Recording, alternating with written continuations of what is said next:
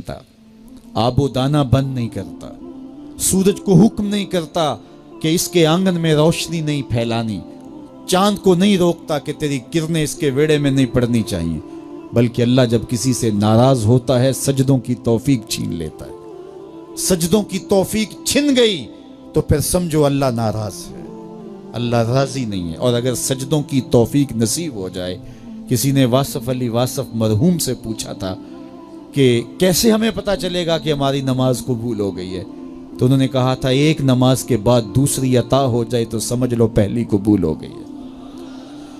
तो नमाजों का नसीब होना ये अल्लाह की रिजा और अल्लाह की खुशनुदी की दलील है, और सजदों की तौफीक का छिन जाना ये अल्लाह की नाराजगी की दलील है। मैं और आप देखें कि हम कहाँ खड़े। देखिए दौलत तो कुफार को भी मिलती है, अल्लाह दौलत उसे भी देता है जिससे राजी है, उसे भी देता है जिससे नहीं राजी, लेकिन सजदों की तौफीक उसे ही देता है जिस पे वो राजी है। तो पंज गाना नमाज शियारे जिंदगी बना लीजिए, नमाज कज़ा ना होने पाए। क़यामत के दिन बेनमाजी उस सफ में खड़ा होगा जिस सफ में नमरूद खड़ा होगा, जिस सफ में हामान खड़ा होगा, कारून खड़ा होगा, शद्दाद खड़ा होगा। मुझे बताइए हम में से कोई ये गवारा करता है हम उस सफ में खड़े कर दिए जाएं जहां दुश्मनाने खुदा खड़े हों? आज कोई नमाज पढ़े या ना पढ़े, हशर के दिन हुक्म होगा कि अल्लाह के हुजूर सजदा करो। हर कोई सजदा करना चाहेगा, जो नहीं पढ़ता वो भी करना चाहेगा, लेकिन बेनमाजी की कमर अकड़ जाएगी, वो आरजू रखने के बावजूद सजदा नहीं कर पाएगा। कुरान बताता है कुछ लोग जहन्नम को धकेले जा रहे होंगे, उन्हें कुछ लोग पूछेंगे मा सलकाकुम फी सकर, तुम जहन्नम को क्यों जा रहे हो, क्या हुआ तुम्हें? तो वो जवाब में क्या कहेंगे? लम नकु मिनल मुसल्लीन, हम नमाज नहीं पढ़ा करते थे। सबसे पहला हिसाब कयामत के दिन जो बंदे से लिया जाएगा वो नमाज का लिया जाएगा। पहला सवाल बंदे से ये होगा। यार चिड़ियां भी रब की तस्बीह बोलें और अशरफुल मखलूकात सोया रहे। जब सुबह का वक्त होता है हशरातुल अर्ज़ भी बिलों से निकल के रब की तकदीस के तराने पड़ रहे होते हैं। दरख्तों की शाखों पे चिड़ियां परिंदे वो भी अल्लाह की तकदीस के तराने पड़ रहे होते हैं। हशरातुल अर्ज़ भी उसकी तकदीस के गीत गा रहे होते हैं और अशरफुल मखलूकात खराटे ले रहा हो। इससे बड़ी बदनसीबी क्या हो सकती है? आइए पांच गाना नमाज शियारे जिंदगी बना ले। इस मजलिस में अगर कोई बेनमाजी है तो आज अज़्म मुसम्मम करके यहाँ से लौटे कि आज के बाद नमाज नहीं छोड़ूंगा। और अगर आप पांच गाना नमाज की आदत रखते हैं तो आपको मुबारक हो, लेकिन ये अज़्म करके जाइए अपने घरों में, अपने अज़्ज़ा व अक़रबा और अपने दोस्तों में इस जोर से तलकीन और ताकीद करेंगे नमाज की कि वो पक्के नमाजी बन जाएंगे। बंदा बंदगी से सजता है, जिंदगी आमद बराए बंदगी, जिंदगी बे बंदगी शर्मिंदगी। अगर जिंदगी में बंदगी नहीं तो जिंदगी के पल्ले है क्या? उलमा ने लिखा है कि ये सारे दरख्त हालते क़याम में हैं, चौपाई हालते रकू में हैं, मेंढक तशहुद में हैं और हशरातुल अर्ज़ सजदे में हैं।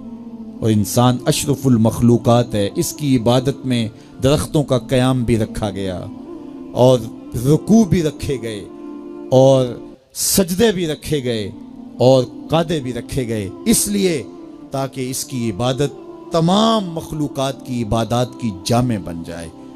लेकिन ये इसके बावजूद अल्लाह के हुजूर सजदा रेज होना पसंद न करे तो बताइए कैसे रहमतें इसके ऊपर उतरेंगी?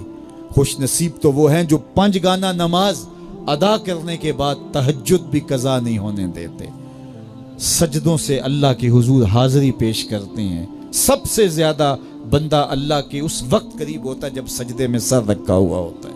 इंसान के अशरफ आज़ा उसके सर में है, बोलने की कुव्वत जुबान सर में, देखने की कुव्वत आंखें सर में, सूंघने की कुव्वत नाक सर में, चखने की कुव्वत जुबान सर में, सुनने की कुव्वत कान सर में, सोचने की कुव्वत दिमाग सर में, और सर मालिक के दर पे।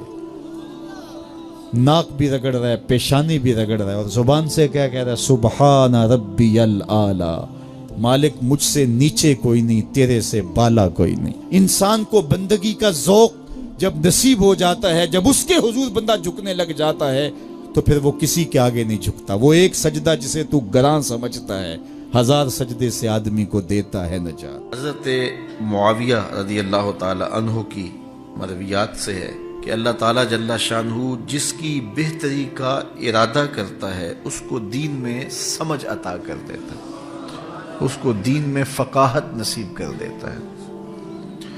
دولت کا کثرت سے مل جانا یا نہ ملنا یہ کوئی بات نہیں ہے۔ دولت اللہ انہیں بھی دیتا ہے جن پہ راضی ہوتا ہے، اور انہیں بھی دیتا ہے جن پہ ناراض ہوتا ہے۔ قارون کو دولت دی، فرعون کو دولت دی، بادشاہت بھی دی، حامان ہے، شداد ہے، شدید ہے، کتنے کتنے دولت مند اور تخت و تاج کے مالک گزرے، اللہ ان پہ راضی نہیں تھا، لیکن ان کو بھی دولت دی جن پہ راضی تھا۔ حضرت عثمان غنی کو دولت عطا کی، حضرت عبد الرحمن ابن عوف رضی اللہ تعالیٰ عنہ کو صحابہ میں سب سے زیادہ دولت مند حضرت عبد الرحمن ابن عوف تھے، ان کو بھی دولت عطا کی، اور بھی لوگوں کو، حضرت سلیمان کو پیغمبری بھی دی، دولت بھی دی، بادشاہت بھی دی۔ تو دولت وہ اسے بھی دیتا ہے جس پہ راضی ہوتا ہے، اور دولت اسے بھی دیتا ہے جس سے راضی نہیں بھی ہوتا، لیکن فقاہت فی الدین، دین کی سمجھ صرف اسے دیتا ہے جس پہ راضی ہوتا ہے۔ تو جس کو دین کا فہم دے دیا گیا، دین کی سمجھ دے دی گئی، اللہ تعالیٰ اس پہ راضی ہے۔ جس کی بھلائی چاہتا ہے، جس کی بہتری چاہتا ہے، اس کو اللہ تعالیٰ جل شانہ دولت دین دے دیتا ہے اور دین کی سمجھ عطا کر دیتا ہے۔ حضور علیہ الصلوۃ والسلام کا ایک اور فرمان سن لیجئے، جو ایسے راستے پہ چلا جس میں وہ علم کی تلاش کرتا تھا، جو علم طلب کرنے کے لیے کسی راہ کا مسافر ہوا، سہل اللہ لہ بہ طریقا الی الجنہ، تو وہ جنت کے راستے پہ چلا۔ جتنے قدم اٹھاتا ہے وہ جنت کی طرف قریب ہوتا چلا جاتا ہے۔ تو راہ علم کے سفر میں اللہ نے اتنی برکتیں رکھی ہیں۔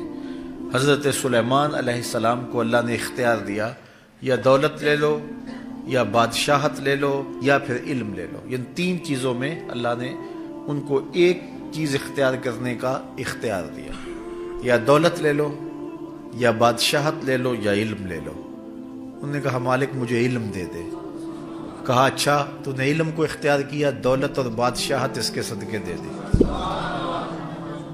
ایک زمانے میں ایک ملک نے دوسرے ملک پر قبضہ کر لیا، تو جو بادشاہ وقت تھا اس کو گرفتار کر لیا۔ تو جب گرفتار کر کے دربار میں لایا گیا تو وہ جو دوسرے ملک کا محکوم بادشاہ تھا وہ سامنے کھڑا ہے، تو اس نے اس کو کہا کہ میں بھی چونکہ بادشاہ ہوں اور تم بھی اس سلطنت کے شہنشاہ رہے ہو، تو میں تمہیں قتل نہیں کرتا، تمہیں معاف کرتا ہوں، اور اب اس ملک میں تمہیں کوئی عہدہ دینا چاہتا ہوں۔ اب تم بتاؤ تم کون سا عہدہ قبول کرو گے؟ اب ہمارے حکمران ہوتے ہیں وہ کہتے ہیں وزیر خزانہ لگا دو، لیکن اس نے کہا مجھے معلم لگا دو، مجھے ٹیچر لگا دو۔ تو وہ بادشاہ ہنس پڑا، کہنے لگا پھر دوبارہ بادشاہی چاہتے ہو؟ تو یہ بادشاہی ہے، یہ شہنشاہی ہے۔ تو جو راہ علم پہ چلا وہ جنت کے راستے پہ چلا، اللہ اس کے لیے جنت کی راہیں بھی آسان کر دیتا ہے، اور دنیا پہ بھی اللہ تعالیٰ اس کو عزتوں سے نوازتا ہے۔ تعلیم و تعلم کا جہان حقیقی جہان ہے۔ تو باقاعدہ 8 سال کا کورس کرے یہ تو ہر شخص کے لیے ممکن نہیں ہے، لیکن سب کے اوپر لازم ہے کہ وہ ضروریات دین سیکھے۔ ان میں نماز، روزہ، حج، زکوٰۃ، اگر کاروبار کرتا ہے تو کاروبار کے مسائل، اسی طرح جو ہے وہ کفر، اسلام، بنیادی عقائد، یہ وہ چیزیں ہیں جو ہر ایک شخص کے اوپر جو ہے وہ سیکھنی واجب ہیں اور ضروری ہیں۔ تو ان کو سیکھنے کے لیے علمی حلقوں میں جانا، بیٹھنا، علماء کی صحبت میں بیٹھنا، یہ اپنے اوپر لازم کر لیں۔